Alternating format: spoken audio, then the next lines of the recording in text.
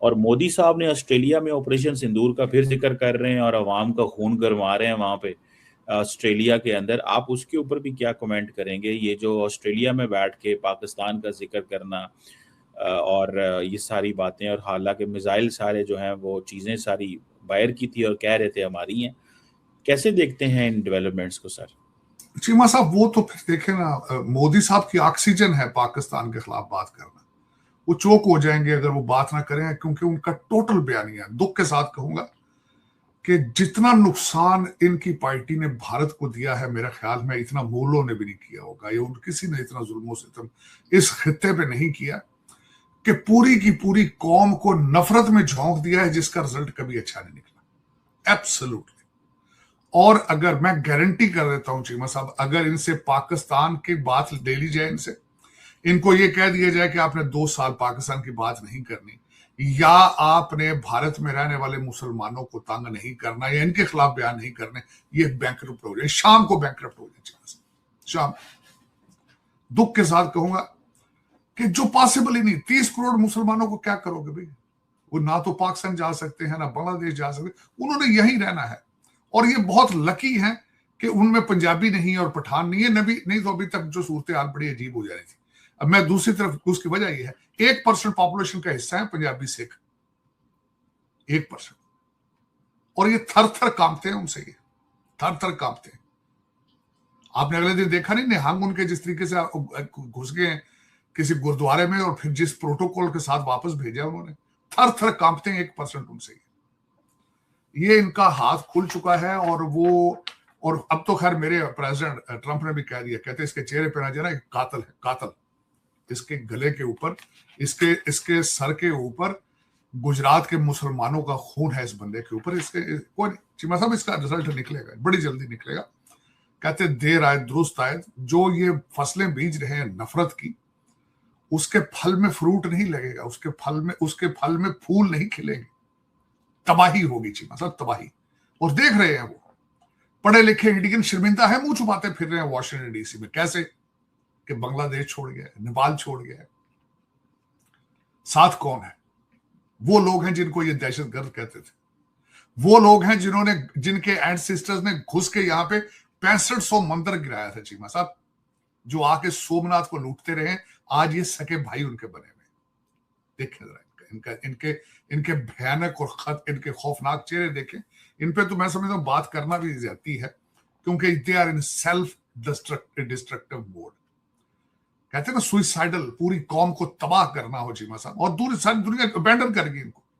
America ने सफे फाड़ दिए हैं, यूरोप में कोई मुंह नहीं लगाता। अवार्ड देखे इन्होंने, जो अगले दिन अवार्डों की बात हो रही, एक जाते हैं वहां पे, पहले डिप्लोमेट इनके सफीर जाके मिन्नतें करते हैं उस कंट्री की कि खुदा का नाम है, कोई यार पेपर ऐसा लिख के दे दो, तस्वीर बना लें, पीछे हमने जाके इसको बहुत पोर्ट्रे करना है। और फिर उसके बाद गोदी मीडिया के बच्चे जो हैं, मैं कुछ जर्नलिस्ट नहीं कहूंगा जी, मतलब ये गोदी मीडिया के एजेंट हैं, ये तनख्वाहों पे लगे हुए हैं बीजेपी के। वो फिर गले फाड़ फाड़ के देखें, ये अवार्ड मिल गया, ये अवार्ड मिल गया, यार जानते हो अवार्ड के स्पेलिंग तक तुम्हारे ठीक नहीं होते। इसराइल से भी जो अवार्ड लिया है वो क्या ड्रामा किया। चले कोई नहीं चीमा साहब, सेल्फ डिस्ट्रक्शन, सुइसाइडल मोड में है कौम, इनको ऐसे होना चाहिए। लेकिन कल एक बड़ा खौफनाक वाकया ये हुआ, वाकया एक नहीं है, कई हो रहे। चीमा साहब, कल जो यूएस अटॉर्नी ऑफिस कैलिफोर्निया ने जो कहा है कि 24 गिरफ्तारियां, ऑपरेशन हार्डबॉल, 37 गिरफ्तारियां, उसमें 11 कैलिफोर्निया में, एक इंडिया में, एक जॉर्जिया या स्टेट हाउस में, 3 कनाडा में, एक स्पेन में, जहां 7 पहले ही उन्होंने पकड़े हुए हैं और 10 को ढूंढ रहे हैं। उसके बाद चीमा साहब 100 किलोग्राम कोकेन उनसे पकड़ी गई है, 1 किलो हेरोइन पकड़ी गई है, 40,000 नकद कैश और दर्जनों बंदूकें मिली। इस वक्त 23 सर्च वारंट्स के ऊपर उनको ढूंढा जा रहा है सैक्रामेंटो एरिया के अंदर, और 11 को एलए के इलाके में ढूंढा जा रहा है।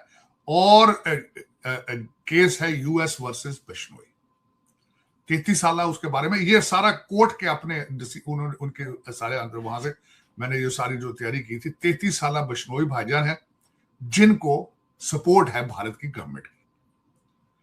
सोशल मीडिया पे इनको यूनिवर्सिटी स्टूडेंट दिखाया जाता है, उनको कहा जाता है कि इज वेरी पैट्रियाटिक, ये बहुत भगत है ये, और फिर उसको बताया जाता है कि बहुत नेक आदमी है, नेशनलिस्ट है और रॉबिन हुड है। ये रॉबिन हुड, ये नया रॉबिन हुड इन्होंने बनाया चीमा साहब। बीबीसी ने कल खबर दी थी कि जो इस सारे, उन्होंने साथ गोल्डी बरार को भी, गोल्डी बरार गैंग जो है उसको भी साथ उन्होंने, बीबीसी ने कहा कि उसके ऊपर भी चीजें जारी। अब बात उसमें ये सिर्फ अब कुछ, मैं अब भगत जो है इस वक्त जो उनसे पूछा आरएसएस के जो है, उन्होंने कहा कि हमारा तो उसका लेना देना कोई नहीं, ये तो कांग्रेस जाने तो सिख जाने, कांग्रेस ने मारे सिखों हमने तो छेड़े ही नहीं। दूसरा किसी ने कहा जी सिख सिखों को मार रहे, हमारा इसके साथ लेना देना क्या है? नहीं, इस तरह नहीं, this is not how it works. Sutlej movie आपने जो बैन की है उसके अंदर ये नहीं है कि कांग्रेस है, बताया गया है कि माइनॉरिटीज के हालात क्या है वहां पे।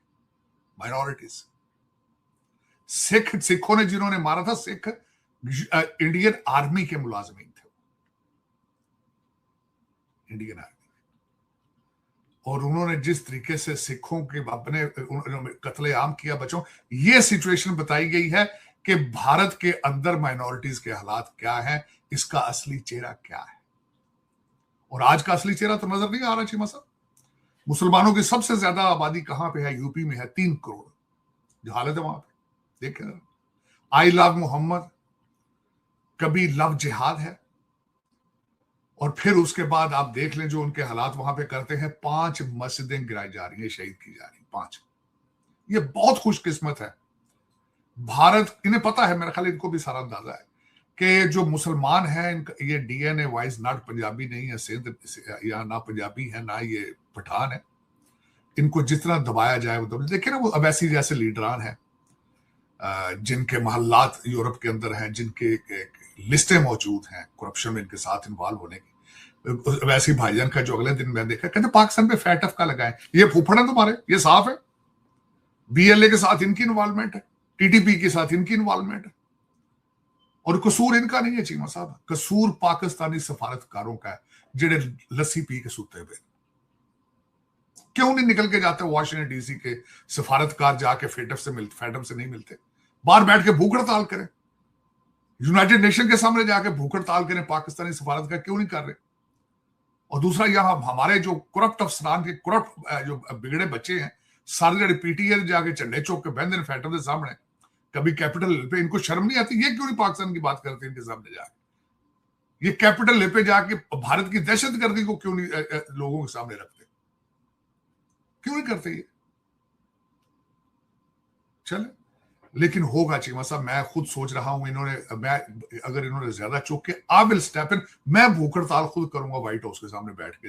ये इनका बीएलए के अंदर इन्वॉल्वमेंट इनकी, और फिर इनकी पाकिस्तान के साथ टीटीपी के जरिए इनकी चीजें, लेकिन मैं शवायद लेके जाऊंगा, मैं कांग्रेस के सामने जाके मैं कांग्रेस मैनों को दिखाऊंगा इसका भयानक चेहरा भारत का। ये इन्होंने ना चीमा साहब, इनके साढ़े पंजाबी के चाके खुल गए चीमा साहब ना, ये चाके खुले, इसका कुछ करना होगा, इसका कुछ करना होगा, इनका ये चेहरा भी दिखाना होगा कि कितने बड़े टेररिस्ट हैं। आधा चेहरा तो इस केस में देख लिया, एफबीआई को पता है कि ये, और गुप्ता साहब ने बयान नहीं दे दिया बैठ के कि मुझे, मैं सारा कुछ देते करते थे, वो खुद राह का हिस्सा था वो।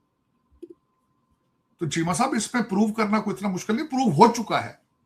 कल अमेरिका के अंदर हर मीडिया ने इस चीज को उठाया कि इस इंडियन गवर्नमेंट के हाथ गंदे हैं और ये इन सारे गैंग्स के साथ गैंग से अपने काम कराते हैं। सब पता है, हर अंधे को भी पता है, सिर्फ थोड़ा सा दुनिया को दिखाना होगा। और उसमें अगर हमारे पाकिस्तानी सफारतकारों ने इसके ऊपर स्टेप्स ना लिए तो मेरे जैसे पाकिस्तानियों को आगे आना होगा, और मैं करूंगा इंशाल्लाह ताला। मेरा ये वादा रहा, मेरा वतन अजीज है, I want to allow them to do it. I want, और पता करते क्या है, आधा इंडिया अंदर से जल रहा है चीमा साहब, 100 आधा इंडिया अंदर से जल रहा है, और उसको ये डीरेल किस तरह करते हैं, उसकी तवज्जो किस तरह हटाते हैं। एक तो वो गोदी मीडिया पाकिस्तान के बारे में गले फाड़ फाड़ चीखना शुरू कर देगा, और दूसरा ये करते ये हैं, इन्हें पता है अब जंग नहीं लड़ सकते, ये बीएलए और उस साइड पे ड्रामे करते हैं ताकि लोगों की तवज्जो हटाई जा सके कि भारत के अंदर क्या है। भारत के अंदर अडानी अंबानी की करप्शनों के ऊपर पर्दे किस तरह डालने हैं, ये सिर्फ और सिर्फ उस वजह से जो विश्व गुरु अब ऑस्ट्रेलिया चले गए हैं, जाके वहां अब क्या ही अच्छा होता, ये बताते कि अडानी अंबानी का मुस्तकबिल भी ये किस तरह पैसा बना रहे हैं, और इनका जो पॉलिटिकल स्ट्रक्चर है सिर्फ उन 2 एटीएम्स के ऊपर खड़ा है। अगली बारी पंजाब की है, मैंने पहले भी कहा था, अब वहां पे पैसों की बारिशें बोरियों में डाल डाल के ये देंगे वहां पे एमपीज को, बोरियों में डाल। बंगाल का इलेक्शन इस कंट्री के मुंह पे तमाचा था चीमा साहब, जहां इन्होंने मुसलमानों के वोट बैन किए, इन्होंने मुसलमानों को वोट नहीं जाने दिए, सारी दुनिया ने देखा है।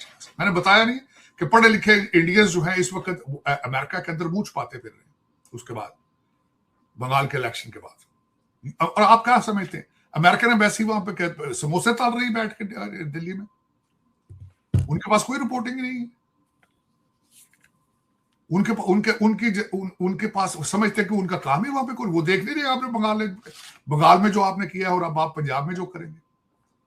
लेकिन चलें चिमा साहब, इससे आगे बढ़ते हैं कि अब सिचुएशन क्या है दुनिया की। आज मैं जब आपके सामने बैठने से पहले मैंने सारे अपनी तैयारी की, कुछ उसके बारे में बात करते हैं। तो चिमा साहब इस तरह ना, ये तो रुकने नहीं है, ये तो मेरा मकसद है कि इंडिया के अंदर तब्दीली आएगी तो फिर एक नया इंडिया बनेगा। अब तो इस वक्त तो खत्म है काम उनका चिमा साहब, इस वक्त तो वो जिस तरह कहा ना कि लोग कहते हैं नया इंडिया बन चुका है, ये नरेंद्र मोदी है। ये देखें ऑस्ट्रेलिया के अंदर पूरे का पूरा डियास्पोरा मोदी के साथ बोल रहे हैं। ऑस्ट्रेलिया एक अवार्ड भी प्रिंट कर लिया उन्होंने, कल शाम को मुझे भी पता चल चुका है, उन्होंने एक अवार्ड भी प्रिंट कर लिया होगा, गले में हाथ है वो मोदी साहब, आपको पॉपुलर तो हैं वो, अब लेकिन हर स्टेट के इलेक्शन जीत रहे हैं पैसों से, पैसे खरीदते, आप भी खरीद ले इलेक्शन।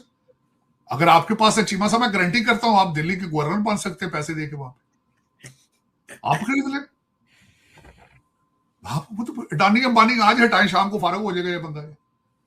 आप जिस तरह वो गैंगस्टर स्टाइल सारी दुनिया को, सारे इंडिया को जिस तरह उसने हॉस्टेज बना रखा है, it's not a big deal. That's वो कहते हैं डेमोक्रेसी, आप कहते हैं। जैसे मुझे ये बताएं आप कमर भाई, ये बंगाल में डेमोक्रेसी हुई है, आधे लोगों को वोट ना डालने दिया जाए, फौज और पुलिस को लगा के मुसलमानों के वोट सारे कैंसिल करके उनको बैलेट पे न जाने दिया जाए। जय हिंद दोस्तों, एयर हिंदुस्तान में आपका स्वागत है।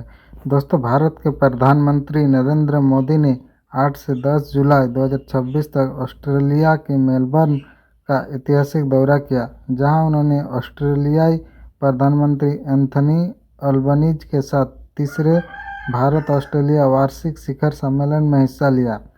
इस यात्रा के दौरान दोनों देशों के बीच नागरिक परमाणु ऊर्जा, रक्षा और व्यापार सहित विभिन्न क्षेत्रों में ऐतिहासिक 18 समझौते पर मुहर लगी। यूरेनियम की आपूर्ति के लिए भारत ने परमाणु ऊर्जा के लिए ऑस्ट्रेलिया से यूरेनियम निर्यात का रास्ता साफ हो गया। भारत यह डील करने वाला दुनिया का 5वां देश बना। दोनों देशों ने रक्षा और सुरक्षा सहयोग पर संयुक्त घोषणा JDDSC और समुद्री सुरक्षा सहयोग रोडमैप को अपनाया। इसके तहत हिंद प्रशांत क्षेत्र में शांति और नौवहन की स्वतंत्रता सुनिश्चित की जाएगी। दुर्लभ खनिजों जैसे लिथियम, कोबाल्ट और बैटरी निर्माण के लिए दोनों देशों ने मिलकर एक विशेष कॉरिडोर विकसित करेंगे। भारत के गगनयान मिशन को सपोर्ट करने के लिए ऑस्ट्रेलिया के कोकस द्वीप पर एक अस्थायी स्पेस ट्रैकिंग टर्मिनल बनाया जाएगा।